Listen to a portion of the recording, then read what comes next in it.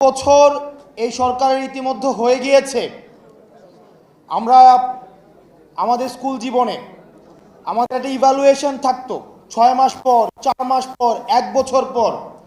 এই সরকার প্রকাশ করতে হবে গত 1 বছরে এই সরকার কি কি করেছে সেটা আমাদের সামনে প্রকাশ করতে হবে। 2 নাম্বার বিষয় হচ্ছে পরবর্তীতে যতদিন থাকে সরকারের কি কি পরিকল্পনা রয়েছে, বিশেষ করে 3টা বিষয়ে: 1 মিডিয়া, 2 অ্যাডমিনিস্ট্রেশন এবং 3 মিলিটারি। এই 3টা বিষয়ে সরকারের কি ধরনের ব্যবস্থা রয়েছে, কি ধরনের পরিকল্পনা রয়েছে সেগুলো আমাদের সামনে প্রকাশ করতে হবে।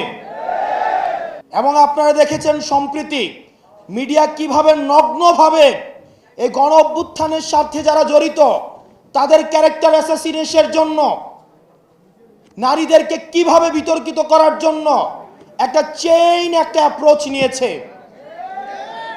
আমরা মিডিয়ার প্রতি আহ্বান জানাবো। আমরা চাই মিডিয়ার থেকে বস্তুনিষ্ঠ এবং জনগণের যেই বক্তব্য, জনগণের যেই দেশ নিয়ে যে পরিকল্পনা সেটা সঠিকভাবে উঠে আসুক। প্রিয় মিডিয়ার ভাই বন্ধুরা যারা আছেন, আমরা আপনাদের কাছে বিনীতভাবে অনুরোধ করব, আমরা চাই না মিডিয়াকে আর কেউ নিয়ন্ত্রণ করুক। হাসিনা যেভাবে মিডিয়াকে নিয়ন্ত্রণ করেছে, বাণিজ্যিকীকরণ করেছে, বিভিন্ন অলিগার্ক শ্রেণীর মধ্য দিয়ে মিডিয়াকে নিয়ন্ত্রণ করেছে, সেটির অবসান ঘটুক। এবং আপনারা যারা গণমাধ্যম কর্মী আছেন, আমরা জানি আপনাদেরকে বেতন দেওয়া হয় না, শুধুমাত্র মিডিয়ার বুমটা ধরিয়ে দিয়ে আপনাদেরকে বলে এটা দিয়ে হচ্ছে আপনাদের জীবিকা অর্জন করেন। আপনাদের ওয়াইজ বোর্ড নাই, আপনাদের নিয়মিত বেতনের কোনো ব্যবস্থা নাই। আমরা চাই আপনারা আপনাদের পক্ষে কথা বলুন, আপনারা গণমানুষের প্রতিনিধিত্ব করুন। কোনো এজেন্সির প্রতিনিধিত্ব করার দরকার নাই, কোনো বর্জ্য শ্রেণীর প্রতিনিধিত্ব করার দরকার নাই।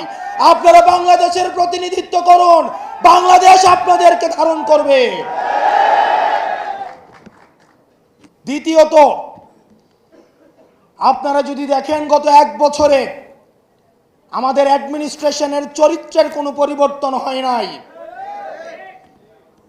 বিগত সময় নির্বাচনের কথা যদি আমরা মনে করি, ওসিকে নির্দিষ্ট সংখ্যক অর্থ দিয়ে কিনে ফেলা হতো, ইউনুকে সাক্ষী রেখে দিনের ভোট রাতে করা হয়েছে, মরা মানুষ কবরস্থান থেকে এসে ভোট দিয়ে গিয়েছে।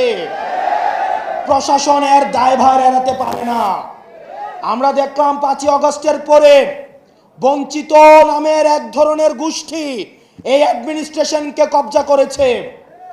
আমরা কিন্তু দেখি নাই গত 15 বছর কোনো অ্যাডমিনিস্ট্রেটিভ অফিসার, কোনো সচিব, কোনো ডিসি, কোনো এসপি তিনি পদত্যাগ করতে চেয়েছেন হাসিনার বিরুদ্ধে গিয়ে। প্রিয় যুব সমাজ, 5ই আগস্ট যদি না হতো তাহলে তাদের মধ্যেই আবার দেখা যেত হাসিনার পক্ষে, হাসিনার উন্নয়ন কেন প্রয়োজন সেটির পক্ষে দিস্তায় দিস্তায় আবার রচনা লেখা হতো, কলাম লেখা হতো, টকশোতে আবার কথা বলা হতো। আমরা একটা নির্বাচনের গণতান্ত্রিক উত্তরণের জন্য নির্বাচনের দিকে যে যাচ্ছে সেটির আগে অ্যাডমিনিস্ট্রেশন সংস্কার করে আমরা এই ব্যুরোক্রেটদের আমরা ভূমিকা সম্পর্ক নিশ্চিত হতে চাই। যারা আগের 3টা নির্বাচনের সাথে জড়িত তাদেরকে দৃষ্টান্তমূলক তাদের ব্যবস্থা নিতে হবে। প্রিয় যুব সমাজ, সেটির বিষয়ে আমাদের ভয়েস রেইজ করতে হবে মাঠে এবং জনগণের মধ্যে সেই বিষয়ে সচেতনতা বিস্তার করতে হবে।